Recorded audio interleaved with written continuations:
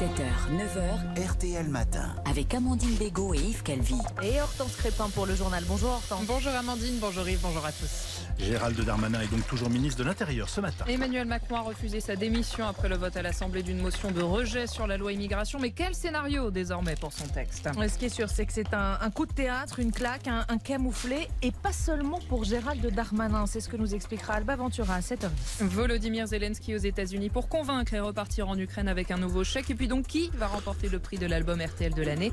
On fait le point sur les finalistes. À 7h20, entrée dans l'histoire avec Laurent Deutsch. De quoi nous parlez-vous ce matin, Laurent? Eh bien, aujourd'hui, nous allons parler d'une année sans été. Ça s'est passé en 1816. À tout à l'heure. Vous êtes sur RTL.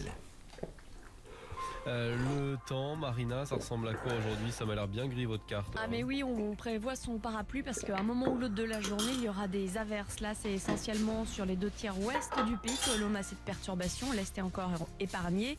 On a par exemple de l'est...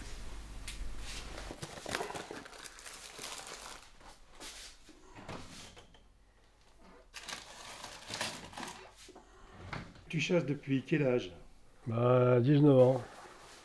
La première fois que tu as pris ton permis, c'était en quelle année? En 72. À cette époque-là, il n'y avait pas d'examen. On allait à la mairie, faire une demande de permis, on rentrait avec le permis. Et le permis, il a été instauré quand? L'examen? Ouais. En 75. Donc si tu comptes bien, ça fait combien de temps que tu chasses? 51 ans. Et qui t'a transmis cette envie de chasser? On a toujours tendance à reproduire ce que nos pères faisaient, quoi. Mon père allait à la chasse, on a suivi. Et puis voilà, c'est venu aussi. Première année, à 18 ans, non, j'ai pas pris de permis. Après, j'ai eu un sanglier. Alors là, j'ai dit, c'est ça que je veux chasser. Et j'ai pris mon permis, voilà. Et tu te rappelles de ta première bête que tu as tuée? Ouf! Non, pas du tout.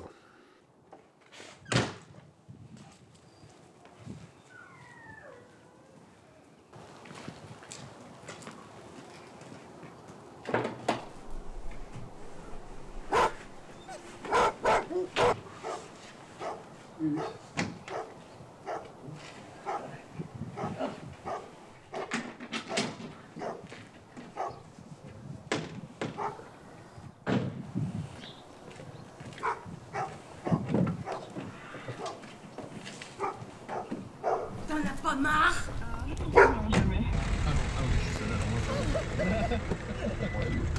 Et comment ça se fait que t'as laissé d'y aller? C'est pour tester? C'est des copines t'ont dit allez viens on y va? Comment ça se fait? Oui, mes amis, en fait on y va entre amis, entre copines et elles m'ont dit qu'elles étaient un peu tristes en fait que je reste le samedi soir à la maison. Donc, Au sein de la société de chasse dont tu fais partie, quel rapport vous avez entre vous? Non, en principe, moi je chasse tout seul, parce que bon, c'est comme ça. Et puis quand on fait les battues, quoi, on est tous ensemble. Donc tu préfères chasser tout seul? Non, moi j'aime bien. Non, je préfère chasser en battu, hein. Non, moi j'aime bien. Bon, les deux, quoi, il faut les deux. Alors dans le monde écologie, là, il a une place importante, les chasseurs y participent beaucoup, je pense. Ah bien sûr qu'on y contribue à l'écologie. Pas tout à fait celle que nos amis écologistes pensent, mais bon, faut pas qu'ils se trompent, bien sûr que c'est qu'on y contribue. Et protéger les habitats, protéger par exemple on monte des nids pour les canards, des nids surélevés pour pas que les prédateurs les bouffent. Voilà, un tas de trucs comme ça, quoi. Et c'est la chasse au sanglier que t'aimes le plus? Le technicien de sanglier, si on fait comme on faisait dans le temps, tu vas faire ton pied le matin, tu le remises, tu préviens tout le monde pour faire la battue, tu lâches les chiens, et puis après il se passe ce qui se passe. Faire un pied, c'est quoi? C'est-à-dire relever les traces, pour savoir où ils sont. Parce qu'il y a bien des gens, la chasse au sanglier, il faut qu'ils y soient. Hein. Mais bon, c'est pas toujours évident. Hein. Si de toute façon, s'il n'y avait pas le sanglier, quand même ils rouspètent tous. Mais c'est bien fait, ils n'avaient qu'à gérer comme il faut. Mais s'il n'y avait pas le sanglier, il y aurait la moitié moins de chasseurs. Tout le monde me dit pareil. Les gens me disent ça me dégoûte, il n'y a rien. J'entends ça partout. Alors, moins il y a, plus il faudrait avoir des grands territoires pour pouvoir gérer, même si on a plus de chasseurs, mais au moins d'avoir des règles strictes. Là, qu'est-ce que tu veux, maintenant tout le monde fait son petit morceau, il chasse ce qu'il veut, il tue tout ce qu'il veut, et puis voilà. Les petits territoires, ça tue la chasse. Voilà. Si, Alain m'a dit que, comment dire, sur le règlement, il n'y a que les cimendières qu'on n'a pas le droit, le jeudi. Chavez, on a le droit. Dieu, moi je me rappelle que j'ai demandé... Ah, mais le règlement, Alain il me l'a donné en début de chasse, là, et c'est marqué, puis là, on en a reparlé encore maintenant. Ah, bah, si c'est marqué. On en a reparlé encore maintenant, là. Ben, je sais pas quand ça s'est fait, parce que moi, quand j'avais demandé, j'ai dit, tu sais, je leur ai dit, s'il n'y a pas de bout, pourquoi on n'ouvrirait pas tous les bouts? Bah, de toute façon, fermer que celui-là, ça sert pas à grand chose. Ça aurait été con, normalement. Pourquoi, j'en sais rien. Ils me disaient les gens. Ouais. Non, mais c'est où on ouvre tout, où on ferme tout le bas, quoi. On sait jamais.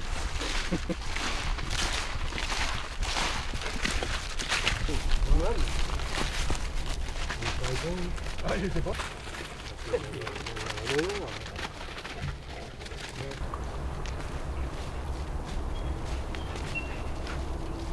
Maintenant, il y a un tas de gens qui sont contre la chasse, t'en penses quoi? Ben, déjà, ils ne savent pas de quoi ils parlent, probablement, parce qu'ils sont nés dans le béton. Ils n'ont jamais mis le nez dehors, ils ne comprennent pas ça. Moi, je les comprends un peu, mais... Non, la chasse, ça a toujours existé.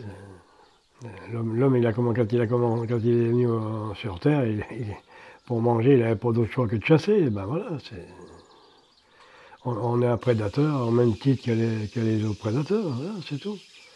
Sauf que nous, on peut se raisonner.